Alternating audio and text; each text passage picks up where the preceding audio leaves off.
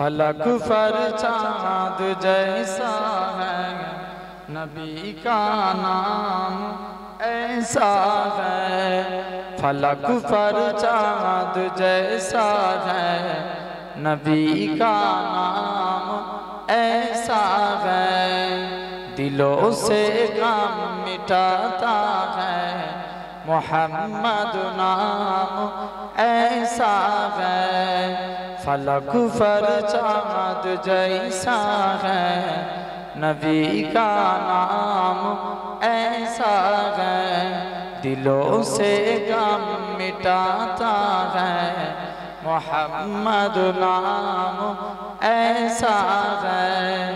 ए दिल जब गम का मारा हो, मोहम्मद याद आती है। ए दिल जब गम का मारा हो, मोहम्मद याद आती है। जुदा जब कोई प्यारा हो, मोहम्मद याद आती है। जुदा जब कोई प्यारा हो, मोहम्मद याद आती है।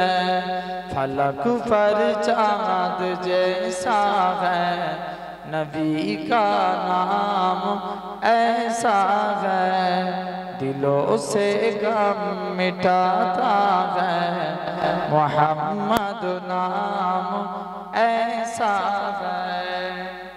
कि उनकी याद की सबनम है मरहम मेरे जुल्मों का।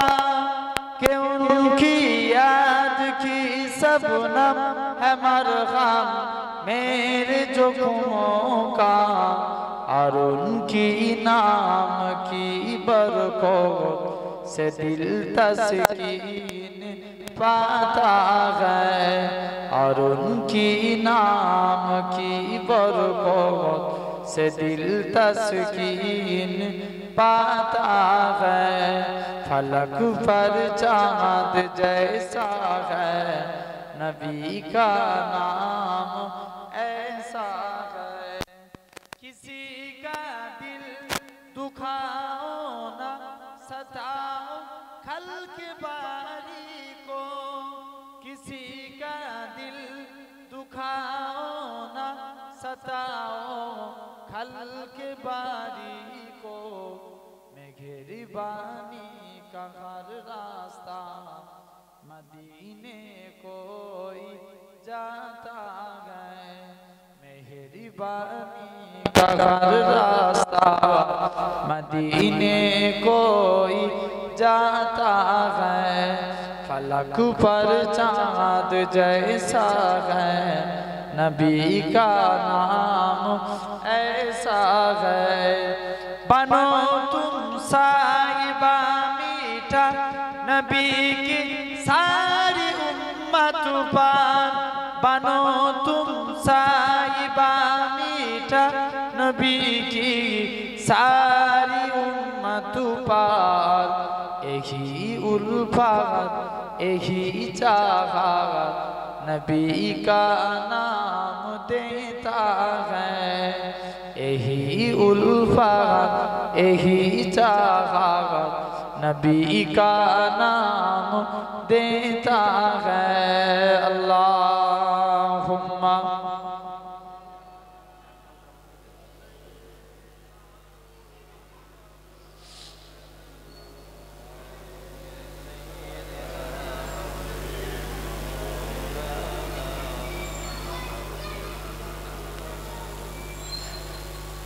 গড়েছ তুমি এই পৃথিবী জাহান, তুমি অসীম তুমি মহান। গড়েছ তুমি এই পৃথিবী জাহান, তুমি অসীম তুমি মহান। তুমি পৃথিবীর পালনকারী, তুমি প্রভু বিশ্বজনীন। আমি তোমাকে খুঁজি আমি তোমাকে দেখি, আমি তোমার প্রেমের কবিতা লিখি। আমি তোমাকে খুঁজি আমি তোমাকে দেখি, আমি তোমার প্রেমের কবিতা লিখি করেছ তুমি এই পৃথিবী জাগান তুমি অসীম তুমি মহান এই পৃথিবীর পারায় পারায় দূর আকাশের তারায় তারায় এই পৃথিবীর পারায় পারায় দূর আকাশের তারায় তারায় আখি দুটি মুখ যাই হারিয়ে হৃদয়ে ঝরাই তার অনুভূতি আমি তোমাকে খুঁজি আমি তোমাকে দেখি আমি তোমার প্রেমের কবিতা লিখি আমি তোমাকে খুঁজি আমি তোমাকে দেখি আমি তোমার প্রেমের কবিতা লিখি এই পৃথিবীর বিশালতায় ওই পাহাড়ের ঝর্ণা ধরায় এই পৃথিবীর বিশালতায় ওই পাহাড়ের ঝর্ণা ধরায় আমি তোমার পরিচয় পেয়ে পেয়ে হৃদয়ে ঝরাই হৃদয়ে তোমার ছবি আঁকি আমি তোমাকে খুঁজি আমি তোমাকে দেখি আমি তোমার প্রেমের কবিতা লিখি আমি তোমাকে খুঁজি আমি তোমাকে দেখি আমি তোমার প্রেমের কবিতা লিখি গড়েছ তুমি এই পৃথিবী জাগান তুমি অসীম তুমি মহান আল্লাহুম্মা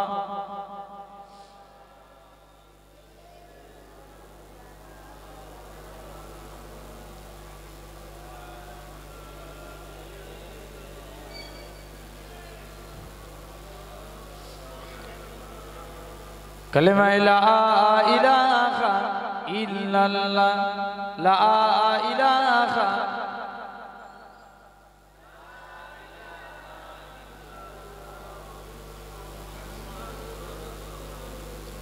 لا مقصود إلا الله لا موجود إلا الله لا مقصود إلا الله لا موجود إلا الله لا مطلوب إلا الله لا محبوب إلا الله لا إله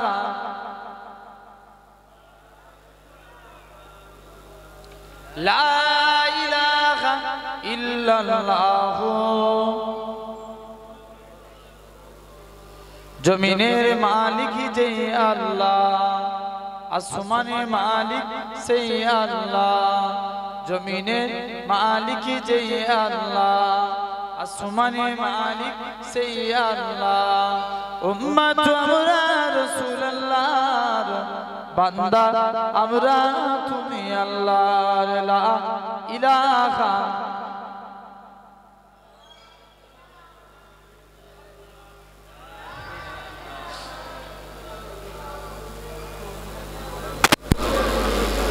قال الله تعالى في كلامه المجيد الفرقان الحميد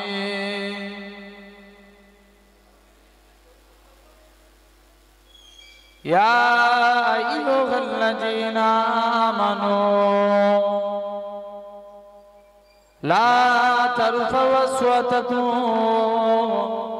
فوق صوت النبي وقال رسول الله صلى الله عليه وسلم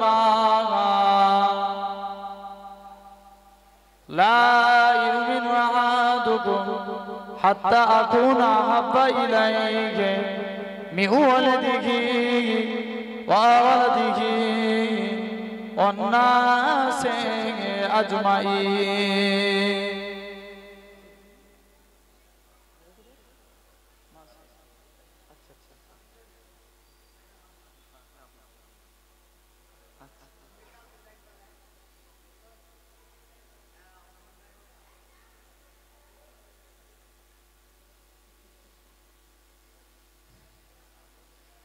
আল্লাহ আলহামদুলিল্লাহ আমরা আজকে সুন্দর একটা দোয়ার মজলিসে আমরা এতগুলো মানুষ এই জায়গায় এসে বসেছি। আপনারা জানেন আমাদের ভাইকে অনেকই মহব্বত করেন, ভালোবাসেন, সেই মহব্বতে আপনারা ছুটে এসেছেন। আমারও এমনি আসার কথা থাকে না, অনেক দূর, সেই কথা পীরনগর শরীফ, অনেকটা লং থেকে এত পানি হচ্ছে, তার উপরে আপনাদের কাছে এসে হাজিরা দিয়েছি। আলহামদুলিল্লাহ সংক্ষিপ্ত টাইম, একদম 10:30টার মধ্যে কমপ্লিট। জেনে রাখেন এই অল্প টাইমে আপনাদের কাছে আল্লাহ যদি তৌফিক দেয় দুই এক কথা আলোচনা। আলহামদুলিল্লাহ আমরা সুন্দর নবিয়ানা মাহফিলে বসেছি। আজকে দেখতে পাচ্ছি আমরা বাড়ির ছাদের মধ্যে বসে আছি। আমার আল্লাহ চাইলে পারে একদিন আল্লাহ আপনাদেরকে জান্নাতি সিংহাসনে বসাবে। জোরে বলে, আরেকটু জোর করে বলে, পারে না? পারে না? অবশ্যই আমার আল্লাহর এ ক্ষমতা আছে, আমার আল্লাহ পারে। তবে পবিত্র মাস মুহররম মাসে আপনারা বসেছেন। কোন মাস? মুহররম মাস, আরবি মাসের প্রথম মাস। এমনি অন্যান্য মাসে ইবাদত করতে হয়, রাসূল বলছেন তোমরা মুহররম মাসে বেশি ইবাদত করো, কারণ এ মাসের একটা দিন আছে যেটাকে আমরা আশুরা মনে করি, 10 তারিখ। এই আশুরার দিন অনেক গুরুত্বপূর্ণ দিন, জেনে রাখেন। সেই দিক দিয়ে এই মুহররম মাস শ্রেষ্ঠ মাস। সেই সম্মানিত মাসে আল্লাহ একটা দুয়ার মজলিসে বসিয়েছে। কি? আল্লাহর এক বান্দা আল্লাহটাকে সারা দিয়ে চলে গেছে। এই মরণ প্রতিটা মানুষের হবে, এ থেকে কেউ রেহাই পাবে? জোর করে বলেন, মৃত্যু থেকে কেউ রেহাই পাবে? কুল্লু নাফসিন যায়িকাতুল মাউত, প্রত্যেক মানুষকে মৃত্যুর স্বাদ গ্রহণ করতেই হবে, এতে কোনো সন্দেহ নাই। খুব মনোযোগ দিয়ে কথাগুলো শুনেন, এতে কোনো সন্দেহ নাই, প্রত্যেক মানুষকে মৃত্যুর স্বাদ গ্রহণ করতেই হবে। আজকে সাকিলিন বলে যে ছেলে, সে আল্লাহর ডাকে সারা দিয়ে চলে গেছে। একদিন দুনিয়ায় সবাইকে ছাড়তে হবে, আগুয়ার কিছু।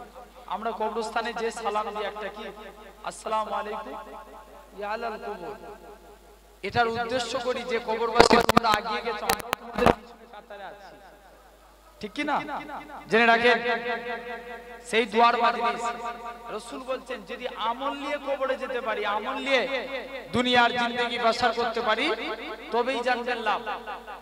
এখন মানুষের, আগেকার যুগের মানুষ নিজের মরণের কথা চিন্তা করতো না? করতো না? এখন মৃত্যুর কথা স্মরণই উঠে গেছে। যে বান্দা নিয়মিত দিনে একবার হলেও মরণের কথা স্মরণ করবে, অবশ্যই ওই বান্দাটা পরিবর্তন হয়ে যাবে। সে অন্যায় কাজ করবে না, সে হারাম কাজ করবে না, সে গুনার কাজে লিপ্ত হবে না। কিন্তু দেখেন আমাদের মন থেকে মৃত্যু যে জিনিস আছে, এই জিনিসটা উঠে গেছে। আমরা এখন আজাদির কর্তা জীবন ব্যবহার করছি। জেনে রাখেন নিজের মরণকে স্মরণ করে। আল্লাহ রাসূল বলছেন বান্দার কাছে আজরাইল ফেরেশতা আসবে, বান্দার রূহ বার করে নিয়ে চলে যাবে। কি নেককার বলেন কি বদকার বলেন, প্রতিটা বান্দা বান্দির আত্মার জান কবজ করে নিয়ে চলে যাবে। আজরাইল ফেরেশতা জান কবজ করে নিয়ে যাবে।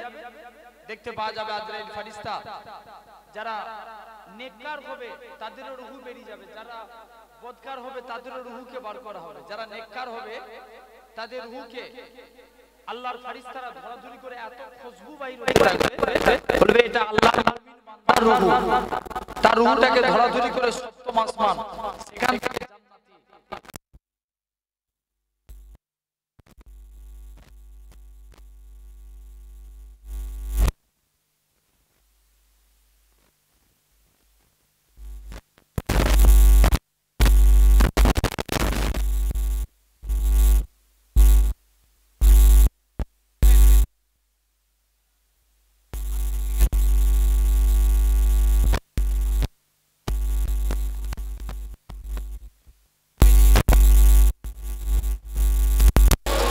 চোখ দিয়ে একটা তার ঢুকে গেছে, অনেক কষ্ট। দুনিয়ার জমিনে আপনার হাত ভেঙে গেছে, চোখ উপরে বেরিয়ে গেছে, আপনার পা দিয়ে রোড ঢুকে চলে গেছে। জেনে রাখেন দুনিয়ার সমস্ত কষ্ট থেকে মরণের কষ্ট বেশি, ঠিক না? দুনিয়ার যে বান্দা যখন ইন্তেকাল হয়ে যায় বান্দা তখন বলতে থাকে এ আমার আত্মীয় স্বজনেরা তোমরা আমার লাশটাকে এত টিপে টিপে গোসল দিওনি, কারণ এই একটু আগে আজরাইল ফেরেশতা আমার রূহ বার করে নিয়ে গেছে, আমার শরীরটা টাচিয়ে গেছে। এরপরে বান্দাকে গোসল দিয়ে আপনার মাথার গোড়ায় কুরআন তেলাওয়াত করা হয় না, হয় না? বেশি বেদাত করে দুদিন বার এটাকেও বেদাত বলে চালিয়ে দেয়, বলে মাথার গোড়ায় বসে কুরআন পড়া যাবে না। কত হইতাছে জেনে রাখেন, কুরআন তেলাওয়াত করলে কি সওয়াব। একটা বান্দা পানিতে হাবুডুবু খাচ্ছে, হঠাৎ করে মাথাটা উঠে গেল পানি থেকে, নাকটা বেরিয়ে গেল, অনেকটা একটা শান্তি পায় না? রাসূল বলছে বান্দা নার্ভাসশীল হয়, মনে করেন একটা ছেলে এই দেয়ালে বসে আছে, যদি হঠাৎ করে এইদিকে পাল্টি খেয়ে পড়ে যায় তখন মিনারটা ধরবে না? ধরবে না? অবশ্যই তাকে একটা সাপোর্টের প্রয়োজন। তো আল্লাহর বান্দাকে কবরে রেখে আসা হবে, যখন তার কাছে কুরআন পড়তে থাকবে অনুরূপ এই দেয়ালটা যেমন তার জন্য পড়ে যাওয়ার জন্য ধরার জন্য সাপোর্ট হয়, আল্লাহ যারা বান্দা হবে ইন্তেকাল হয়ে যাবে কুরআন তেলাওয়াতটা তাদের জন্য একটা সাপোর্ট হিসাবে তৈরি হবে। জেনে রাখেন, বান্দার মাথার গোড়ায় বসে কুরআন তেলাওয়াত করে এরপরে বান্দাকে গোসল দিয়ে জানাজার ময়দান সেখান থেকে খাটিয়ায় করে কবরস্থানের দিকে নিয়ে চলে যায়। বলুন দেখিনি আব্বা, দুনিয়ার জমিনে একটা জায়গায় রাস্তায় কুকুর অ্যাক্সিডেন্ট হয়ে গেছে, মেন রোডে রাস্তায় ইপার উপার হতে গেছে, লরিতে অ্যাক্সিডেন্ট করে দিয়েছে, কুকুর সরাই না, ওই জায়গায় গন্ধ উঠে না? কথা বলেন, কত গন্ধ উঠে। দেখবেন আম পাবলিক গেলে আপনার নাক চাপা দিয়ে যায়, ভুল বলছি না ঠিক বলছি? ওই জায়গাটা দিয়ে যখন ক্রস করে দুনিয়ার জমিনে কি গন্ধ দেখছেন, যারা বদকার হবে তাদের রূহ দিয়ে এত দুর্গন্ধ বাইর হতে থাকবে, দুনিয়ার মানুষ যদি শুনতো সে হার্ট ফেল করে যেত। আল্লাহ রাসূল বলছেন যারা আল্লাহর বান্দা দিওকে খাটিয়ায় করে জানাজার ময়দান ওখান থেকে কবরস্থানের দিকে নিয়ে যাবে।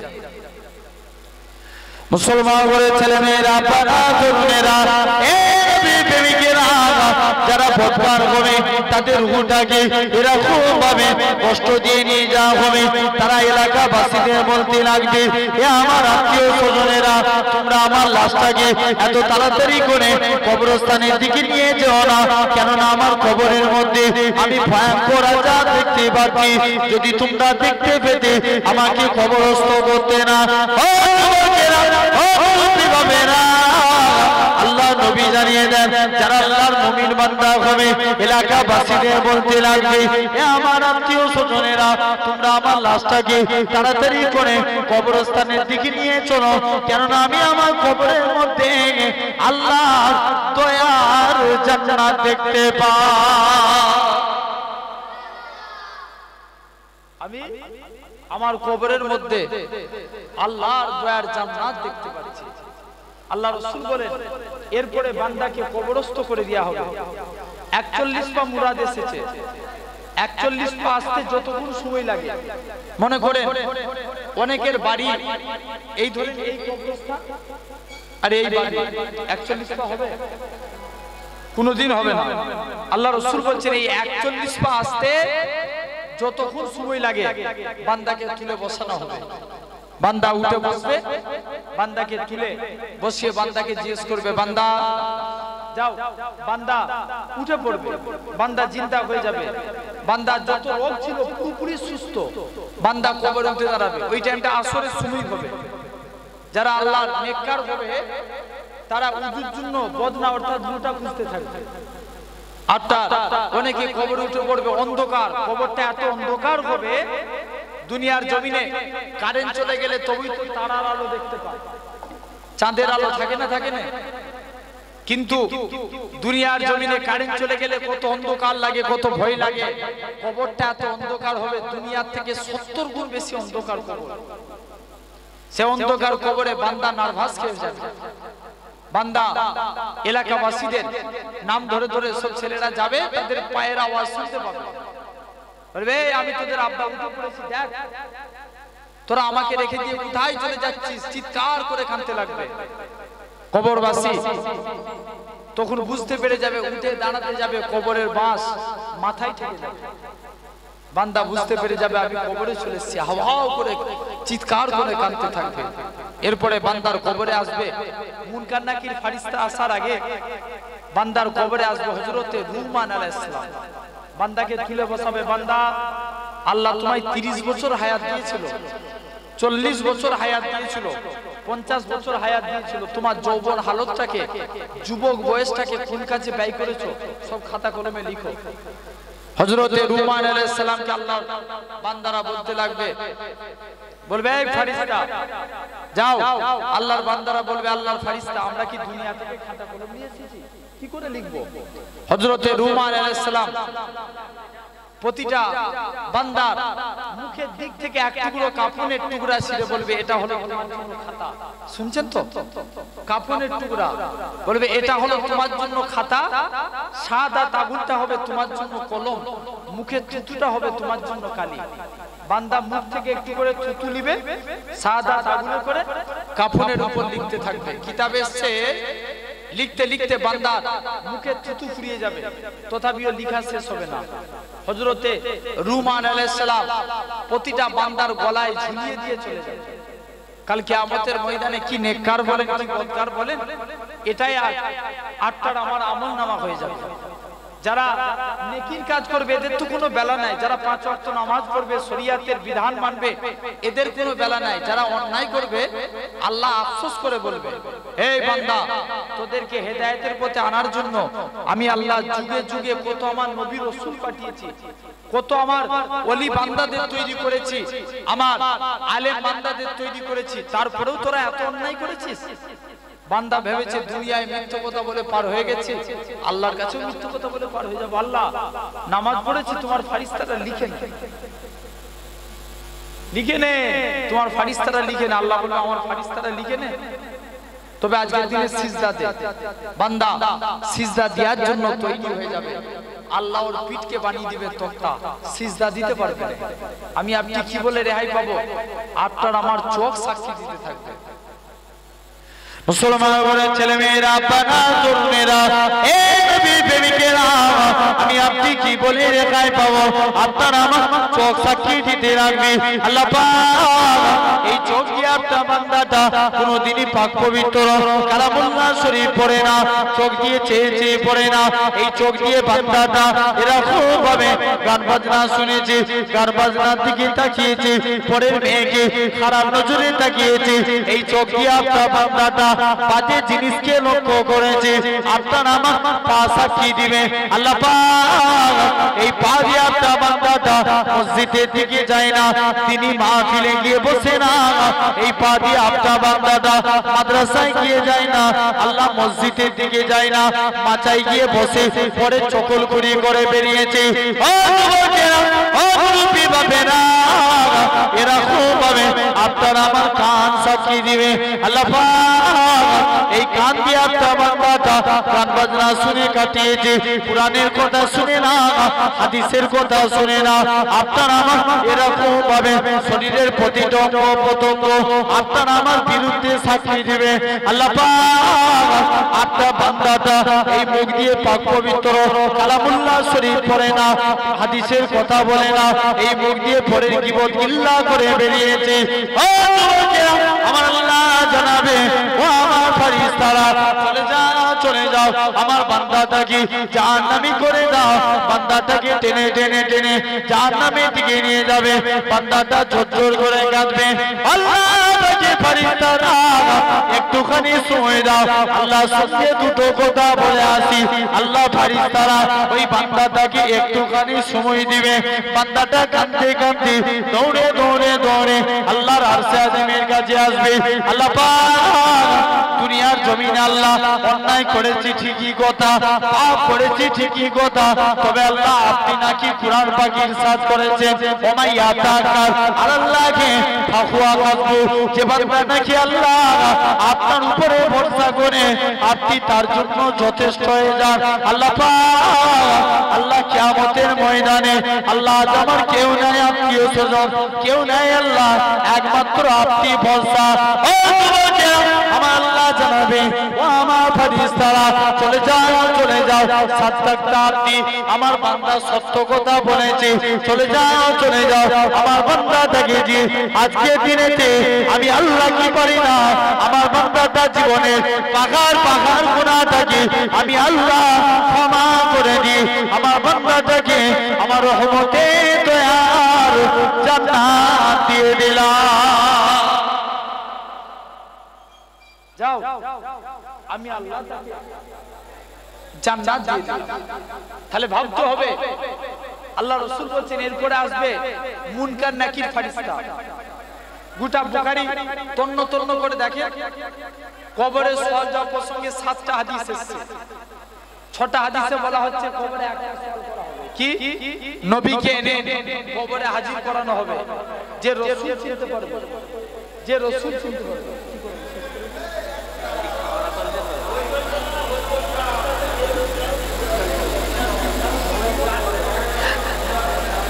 জেনে রাখবেন যে রাসূল চিনতে পারবে তার কবরে নাজাত আর যে রাসূল চিনতে পারবে না তার কবরে নাজাত নাই নবীকে এনে কবরে হাজির করানো হবে আল্লাহ রাসূল বলছেন এরপরে আল্লাহ রাসূল জানিয়ে দেন জেনে রাখেন কবরে কি আল্লাহ রাসূল বলছেন একটা হাদিসে 3টে সওয়াল করা হবে এক নাম্বার মান রব্বুকা তোমার রব কে কেন এই প্রশ্ন করা হয় অনেকে দেবদেবীর পূজা করে তোমরা কাকে রব বলে মেনেছো তখন আমরা উত্তর দেব কি রব্বি আল্লাহ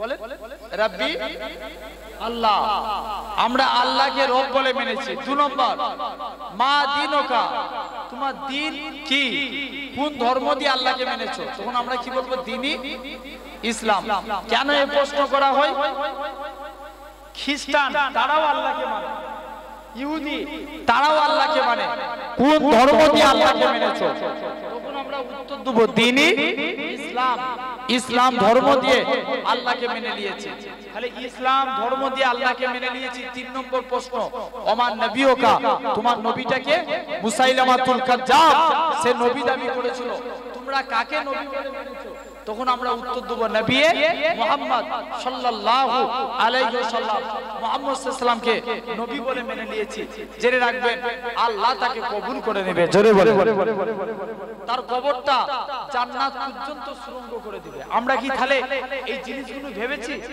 আজকে যেহেতু এটা কবরের মাহফিল আলোচনায় আপনারা বসেছিলেন তাই আমি সংক্ষিপ্তভাবে দুই একটা কথা বললাম খুবই অল্প টাইমের মধ্যে আপনাদের কাছে শেষ করে দেব যেহেতু এটা মুহররম মাস কারণ জলসাটা লিখানো হয়েছিল মুহররম উপলক্ষ করে বাৎসরিক জলসা মাদ্রাসা জেনে রাখেন এই 20 মুহররম আজকে এই মুহররম মাস এর গুরুত্ব অনেক বেশি কারণ আমরা স্বাভাবিক আমি 2-4টে কথা বলে আপনাদের থেকে বিদায় নেব জেনে রাখেন এই মুহররম মাসের গুরুত্ব অনেক বেশি কারণ একটা সাইড মুহররমের একটা সাইডে আশুরার 10 তারিখ तमाम নবীদের মধ্য থেকে শুনছেন तमाम নবীদের মধ্যে একটা আলামত ঘটেছিল আল্লাহ নবীদের পরীক্ষা করেছিলেন পরীক্ষায় আবার সবাইকে পাস করিয়েছিলেন এই 10 তারিখের দিন বলবেন না সুবহানাল্লাহ আর আরেকটা সাইড হলো কি আল্লাহ রাসূলের দুই নাতি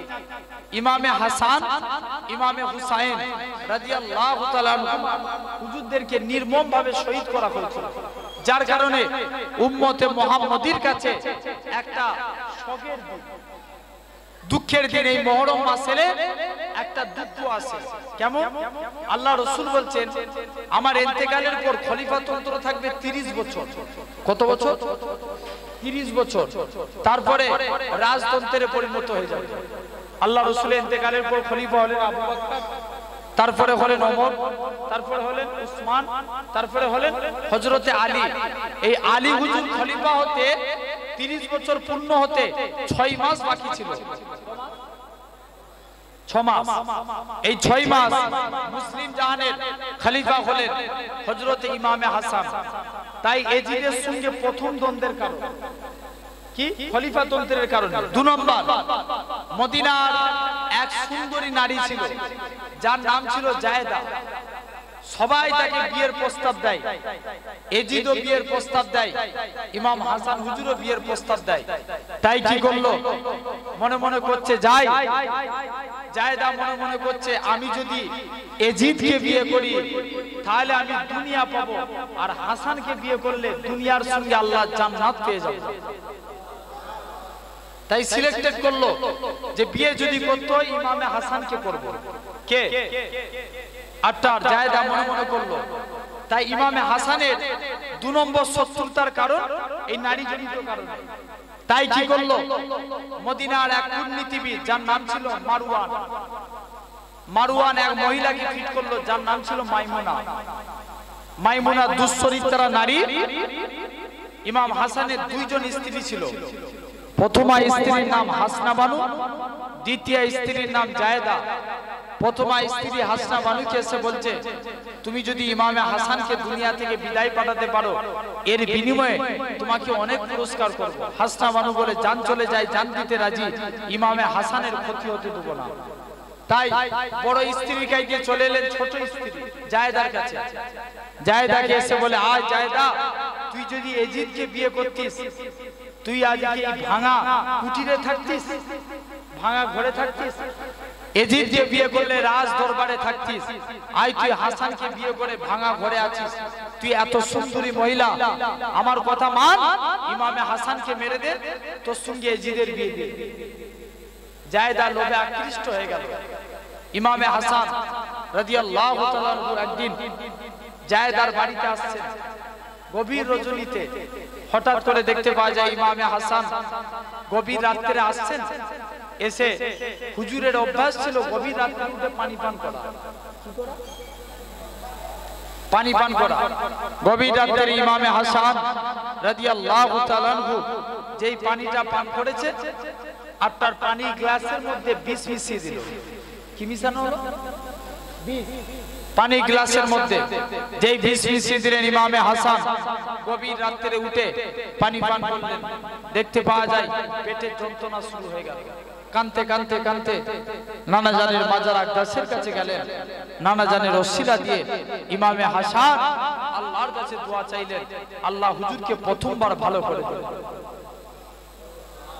প্রথমবার ভালো হয়ে গেল। আবার জায়েদা কি করে দ্বিতীয়বার পানির গ্লাসের মধ্যে বিষ মিশানো হলো। আর তার প্রথমবার দ্বিতীয়বার আঙ্গুর ফলের সঙ্গে আঙ্গুর ফলের সঙ্গে বিষ মিশানো হলো। কিছু আঙ্গুর ফলে বিষ মিশানো ছিল, কিছু আঙ্গুর ফলে বিষ মিশানো নাই। আবার একদিন তিনি জায়েদার বাড়িতে এসেছেন। জায়েদাকে বলে, জায়েদা বলে স্বামী তুমি আঙ্গুর খাও? ইমামে হাসান বলে আগে তুমি খাও। জায়েদা আঙ্গুর খেতে লাগলেন, কিছু আঙ্গুর খেতে লাগলেন। ইমামে হাসান ভাবছে এই যে তো আঙ্গুর খাচ্ছে তাহলে কোনো সমস্যা নাই।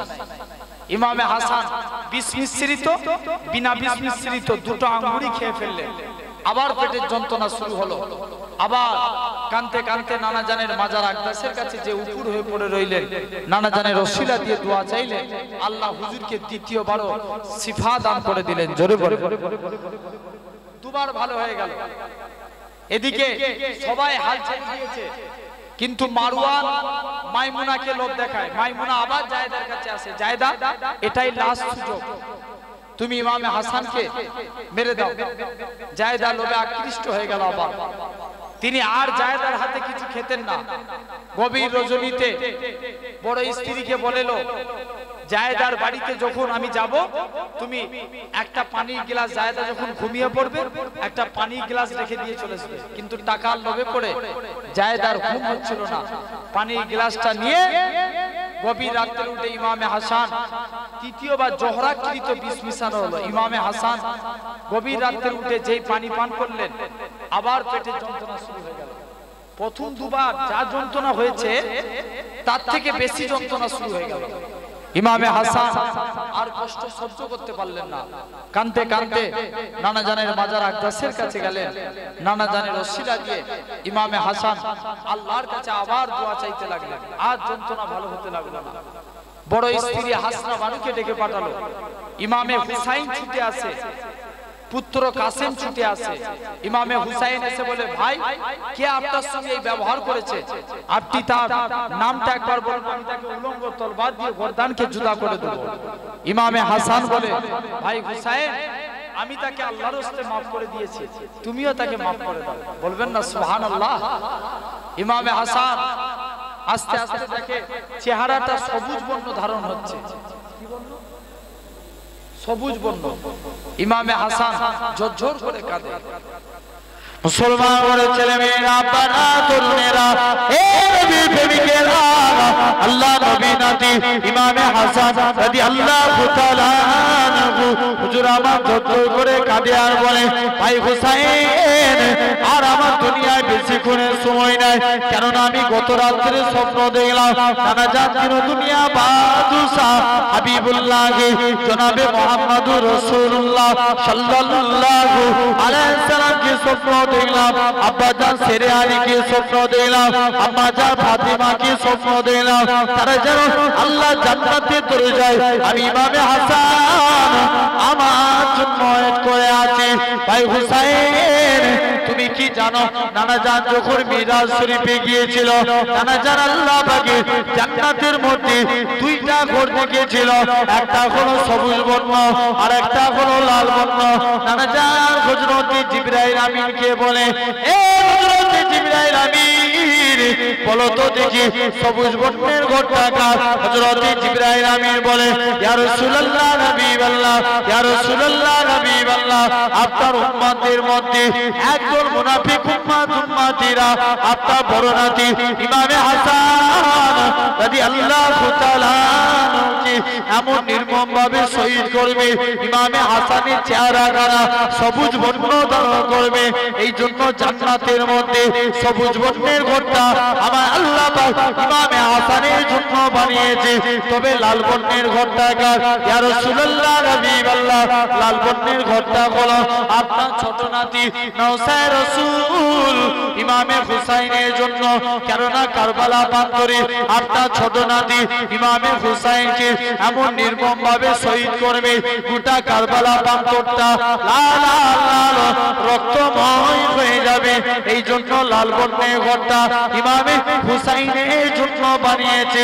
ভাই হুসাইন, আমি আর দুনিয়ায় বেশিক্ষণ থাকবো না ভাই হুসাইন রে, তবে তোমায় বলে যায় ন্যায়ের পথে থাকবে, হকের পথে থাকবে, ন্যায়ের পথে থাকতে যদি জীবন দিতে হয় তাতেও তুমি রাজি হয়ে যাবে। ইমামে হাসান শহীদ হয়ে গেল।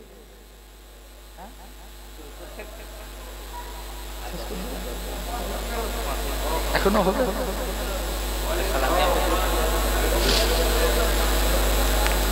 জেনে রাখছি আলহামদুলিল্লাহ, এটা একটা ছোট দোয়ার মজলিস, তো সেই হিসাবে প্রতি বছর গত বছরেও মানে আমি এসেছিলাম, আপনার ওই মাঠে হয়েছিল প্রোগ্রাম, এবছরও খুব বর্ষা,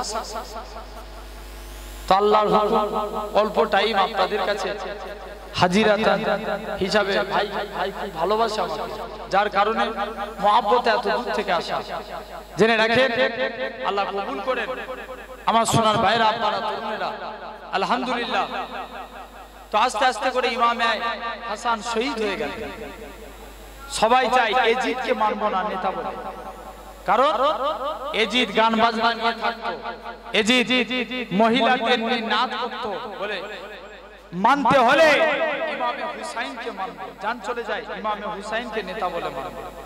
ইমামে হুসাইন বারবার করে কুফাবাসীরা চিঠি লিখে, হুসাইন আপনি কুফায় চলে আসুন। ইমামে হুসাইন চিঠিটা দেখে, চিঠিটা লাস্টে গেলে এমন একটা চিঠি লিখে পাঠায়, হুসাইন আপনি যদি কুফায় না আসেন, আপনি কি চান আমাদের ঈমান নষ্ট হয়ে যাক? ইমামে হুসাইন তাই মুসলিম বিন আখিলকে কুফায় পাঠালেন। তিনি আসলেন, কদিনের মধ্যে 40,000 কুফাবাসী ইমাম হুসাইনের পক্ষে যোগ দিয়ে দিল। জোরে বলবেন না? ইমাম হুসাইনের দিকে চলে আসলো, আস্তে আস্তে করে কিতাবে সে ইমাম হুসাইনের পক্ষে যোগদান করে দিল। দেখতে পাওয়া যায় তখন কুফার গভর্নর ছিল নোমান বিন বাসির, তারপরে কুফার গভর্নর হলো মুনাফিক উবাইদুল্লাহ বিন জিয়াদ। সে এসে কুফার মানুষদের মারধর দিতে লাগে, আবার সবাই হুসাইনের পক্ষ ত্যাগ করে এজিদের দলে চলে যায়। ইমাম মুসলিম তার আগে চিঠি লিখে পাঠিয়েছে, হুসাইন আপনি কুফায় চলে আসুন। ইমামে হুসাইন কুফার দিকে রওনা দিয়ে দিয়েছেন। অনেক বড় ইতিহাস, আমি খুব শর্ট করে বলি। ইমাম মুসলিমকে তারা শহীদ করে দিল। ইমামে হুসাইন কুফায় চলে আসে। কুফার রাস্তা দিয়ে আসছেন, প্রতিমধ্যে আল্লাহ রাসূলের সাহাবী হুরেরের সঙ্গে দেখা। হুরের বলে, হুজুর আপনি কুফায় যাবেন না, কারণ কুফার মানুষ এরা বিশ্বাসঘাতকতা করেছে, ইমাম মুসলিমকে শহীদ করে দিয়েছে।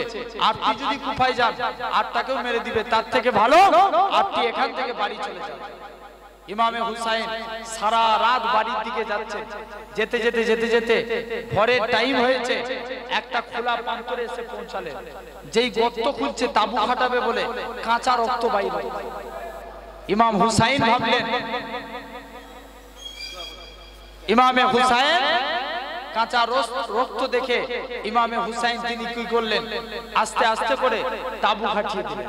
ইমামে হুসাইন যেই তাবু খাটিয়ে দিলেন, মনে ভাবলেন যে আল্লাহ যেটা নসিবে রেখেছে এটাই হবে। নানা গান বলেছিল, নবী পরিবার বর্গরা কারবালার প্রান্তরে পানি পানি করে হাহাকার করবে, এটাই সেই কারবালা প্রান্তর। ইমামে হুসাইন ওই জায়গাতে তাবু খাটিয়ে রয়ে গেলেন।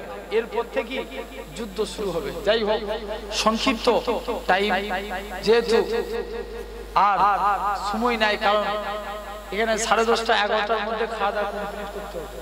সেই হিসাবে দোয়ার মজলিস জাস্ট আমাকে ভাই বলেছিল যে এসে শুধু আপনি দোয়া করুন, কোথায় যাচ্ছেন, তাই এসেছে। আলহামদুলিল্লাহ প্রায় কিছু কম বেশি 45 মিনিট মতন আলোচনা করে ফেললাম।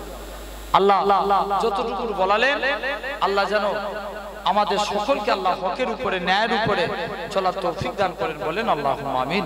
আল্লাহ যেন সিরাতাল মুস্তাকিমের প্রতীক বানান, আল্লাহ এই মাদ্রাসাকে কবুল করে নেন, বলেন আল্লাহুম্মা আমিন। আসেন পাক মাহফিলে দাঁড়িয়ে নবীর সানে একটু সালাম দেব, সকলে দাঁড়িয়ে পড়ে ইয়া নবী।